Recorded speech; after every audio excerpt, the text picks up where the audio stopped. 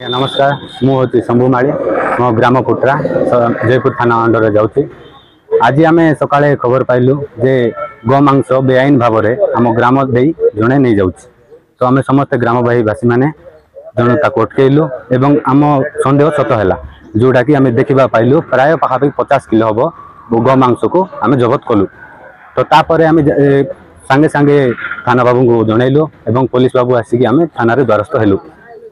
यार मूल कारण हूँ जो जयंतगिरी में बेआईन भाव में गोरु चालान चली जोटा कि आरएमसी बिना अनुमति रे जो सरपंच बाबू चिठी लिखि दौरान चिठा दौरान सेटा एप्रति जिला प्रशासन अवगत अच्छा ना नहीं। तो एप्रति आमर समस्त सनातनी भाई मान तरफ अनुरोध रहा जे ध्यान देवे एवं आग को जमी एमती भूल न हुए एप्रति ध्यान देवे।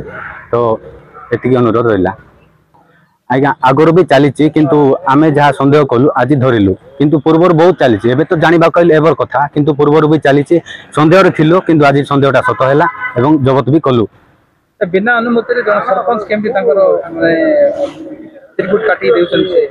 सीरा मो धारणा रे निश्चय किसी ना किसी कनेक्शन थी से प्रति तो मैंने कर बिना कनेक्शन रे केमिति करि पारबे। आमे जेहेतु सनातन भाई मैंने बारंबार कंप्लेन भी कलुनी किंतु एपर्यंत कौन फल मिली नहीं। तो ये अनुरोध रहा जिला प्रशासन प्रति ध्यान देवे। फल आम कौन आम सनातन भाई मैंने समस्ते निश्चय पदक्षेप ना बाध्य हेबु एवं एबे समस्ते विचार करूँ एप्रति ध्यान देवाई आग को जमी ए कार्य न हुए से प्रति आम कार्यानुष्ठान नेबाटा निश्चय नेबु।